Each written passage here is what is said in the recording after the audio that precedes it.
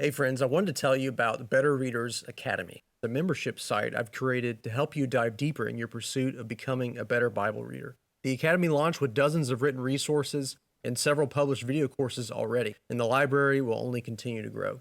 If you're ready to get started, head on over to betterbiblereading.com/academy. See you there.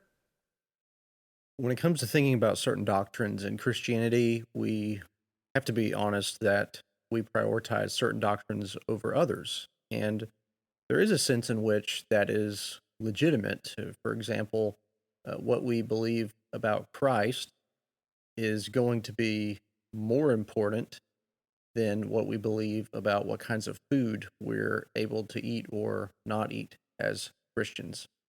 And that doesn't mean that one is unimportant while the other is important, but it does mean that we have a certain way of categorizing and prioritizing certain things.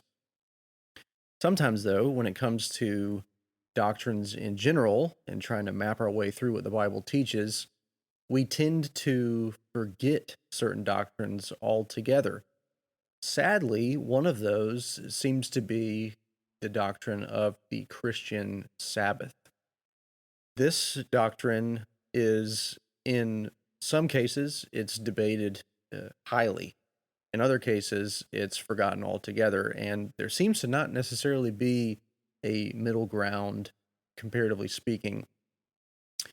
When it comes to thinking about the Christian Sabbath, what we believe about it, how we fit it into what we believe about the moral teaching of the Ten Commandments, for example, it takes some legwork.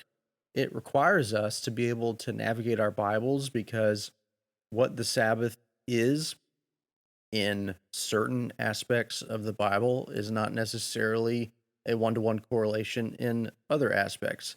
What is the difference between the Sabbath in the Old Testament and the New Testament? How is the Sabbath to be understood at creation itself versus the new creation? Well, I wanted to share a wonderful resource that I've had the privilege of reading and now reviewing, and that is Guy Prentice Waters' book, The Sabbath as Rest and Hope for the People of God. The Sabbath is a very important topic because it is one of those doctrines that doesn't just show up in one or two places, but it's a doctrine that makes for a wonderful biblical theology. That's exactly what this is. This is Crossway's Short Studies in Biblical Theology series. And as a biblical theological topic, Guy Prentice Waters takes the doctrine of the Sabbath and he traces it from Genesis all the way to Revelation. That's how the chapters in this book are organized, and they show us how the Sabbath is understood in creation, how it unfolds through the rest of the Old Testament, what it means at the coming of Christ, what it means for the church, and how our hope and anticipation of Sabbath rest is really what we're looking at in its eschatological development and realization.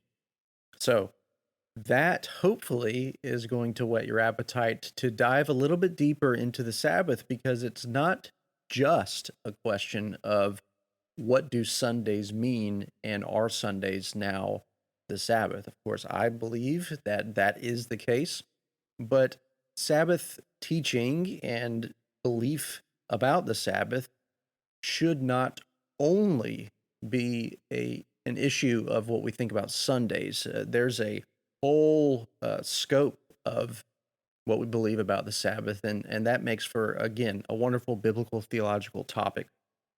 If you want to shore yourself up, if you want to challenge your convictions, if you perhaps haven't even wrestled with the question of the Sabbath, if you haven't realized that it's one of those doctrines that really does see a grand development throughout the scope of Scripture, I really want to encourage you to get a hold of this book. It was published back in 2022, so it's still relatively new.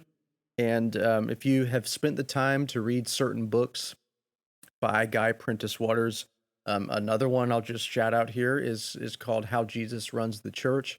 It's a book about leadership and church government. Very good book. His writing style is wonderful, and I would commend this book to you as a great resource, probably the best kind of shorthand resource that I know of. This one comes in at, let's see here, 142 pages. So a very easy read, a great one that you can just kind of plow through at a slow and steady pace, or you can literally read it in just a few hours if you have somewhat of a quick reading speed.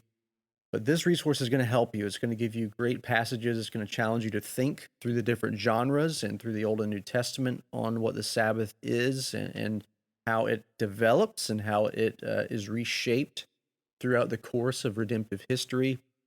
And ultimately, it's going to give you a love and a appreciation for how the Lord calls us to ultimately find our rest, our Sabbath in Him. So hopefully this is a resource that kind of gets you excited and interested, piques your interest to some degree. And I hope to share more resources like this soon on this channel. But I'll see you on another episode, another video installment here real soon. But take care and thanks for watching.